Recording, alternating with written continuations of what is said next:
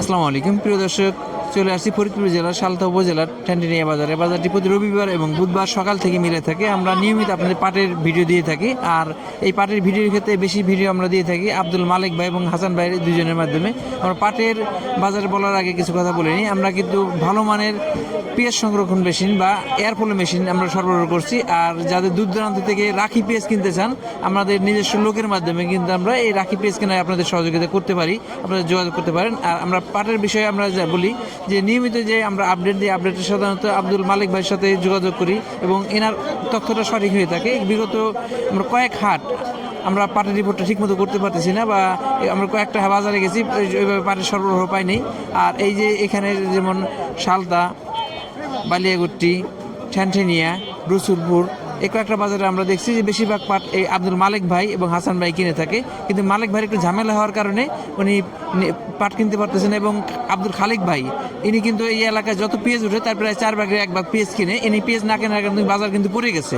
এখন আমরা কয়েকদিন যাবত দেখতেছি বাজারের এই থমথমে অবস্থা। আমরা আব্দুল মালিক ভাইয়ের মাধ্যমে আজকে পাটের আপডেট সম্পর্কে জানবো, তার সাথে জানবো যে তারা কেন পাট কিনতেছে না বা বাজারের এই পরিস্থিতি কেন।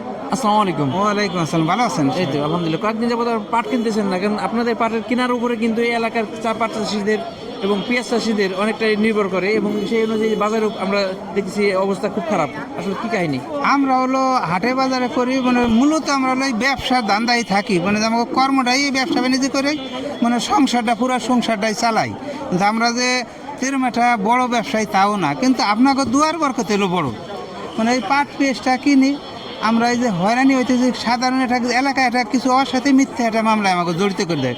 যেরকম বর্তমানে একটা যুগ হয়ে গেছে যে এই পুলিশ প্রশাসন এরা হলো সিভিলে আইসে, তাহলে আমরা তো জানি না, আমাকে একটা মনের একটা বুঝ আছে যে আমরা তো কোনো অপকর্ম করি নেই, যে এরা সিভিলে আইসে হলো লোকজন ধরে ফেলা।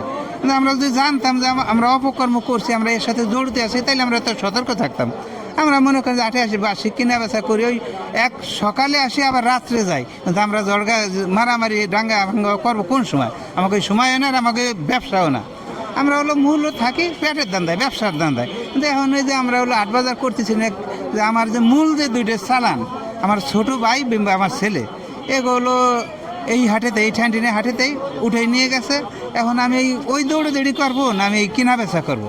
তার মূল রহস্যটা হচ্ছে কি, যে আমার এই শুনতেছে এই মামলাটা অনেক দিন তো রয়েছে, ঘুরবার লাগছে। কিন্তু এসপি মহোদয় যদি এরা যদি তত্ত্ব নিত, যে সঠিক তত্ত্ব নিয়ে যারা দোষী তাকে বিরুদ্ধে চার্জশিটটা দিয়ে দেন, তাহলে কিন্তু একটা সিটুলে আসতে পারতাম। কিন্তু আমরা এই চার্জশিটও থানাইতে ছাড়তেছে না, আর আমরা মনে করেন যে ব্যবসা বাণিজ্য করে কোনো শান্তি পাইতেছি না। এখন মূল উদ্দেশ্য হলো যে আমার ছেলে আটকা, আমার ভাই আটকা, এই ব্যবসা বাণিজ্য করো কী দেয়?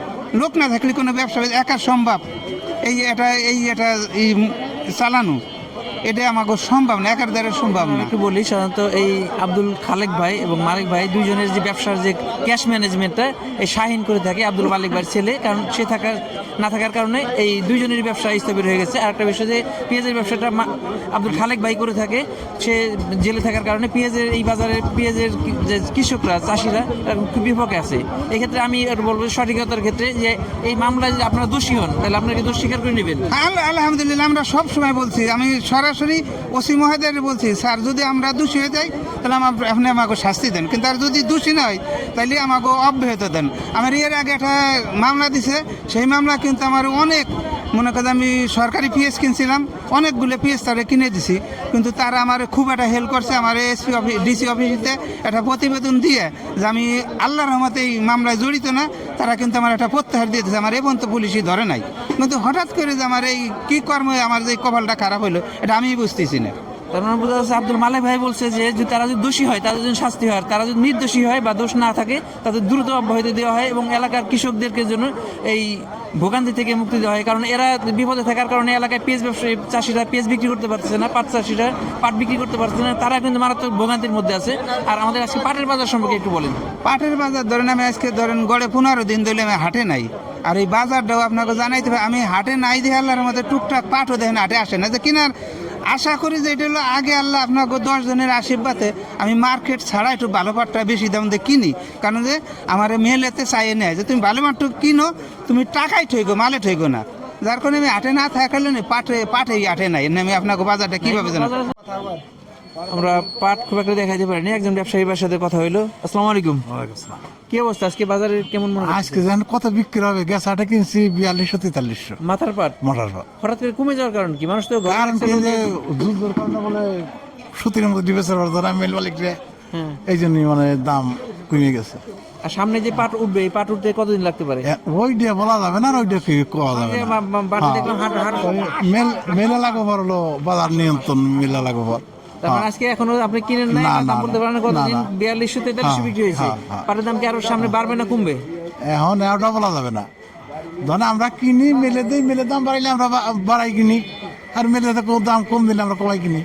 তার মানে একটা ধোঁয়াশা অবস্থা। তারপরে আমি ধারণা করতেছি যে পাটের দাম সামনে কমে যাবে, কারণ পাট আমাদের এলাকায় বা এই সালতা এলাকায় বেশিরভাগ দেখছি হাঁটু সমান পাট হয়ে গেছে, কোমর সমান পাট হয়ে গেছে। তার মানে পাট ব্যবসায়ী বা মিল মালিকরা বুঝতেছে যে পাট খুব শীঘ্র উঠে যাবে, তো পাটের দাম সব বাড়ার সম্ভাবনা আমি খুব একটা দেখতেছি না।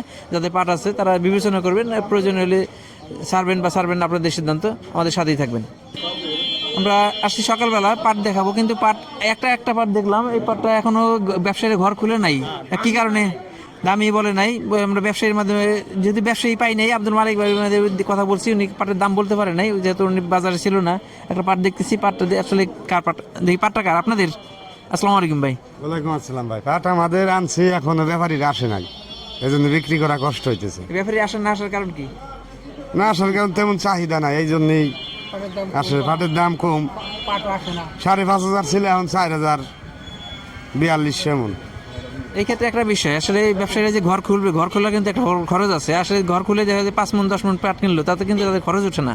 এই কারণে এই যে 8টা-10টা ঘর, এরা যদি পর্যাপ্ত পাট না পায়, দেখ এমনিতে পাটের দাম কমে গেছে, কৃষকরা পাট বাজারে আনতেছে না, তারপরে আবার ব্যবসায়ীরা যে ঘর খুলবে, ঘর খুললে তাদের একটা খরচটা পোষে না তাদের, যে ওই অল্প পরিমাণ পাট কিনে। এই কারণে তারাও ঠিকমতো পাট কিনতে পারতেছে না এবং কৃষকরাও পাট আনতেছে না বাজারে।